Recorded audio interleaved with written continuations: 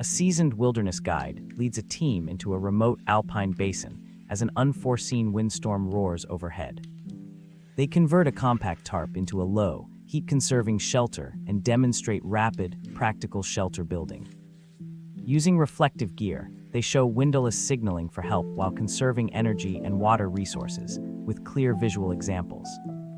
Step by step, they outline rope team retreat, sun and wind-based navigation, and a crackling improvised fire for warmth. This episode equips thrill seekers and preparedness enthusiasts with actionable techniques to endure extreme gusts and stay safe out there.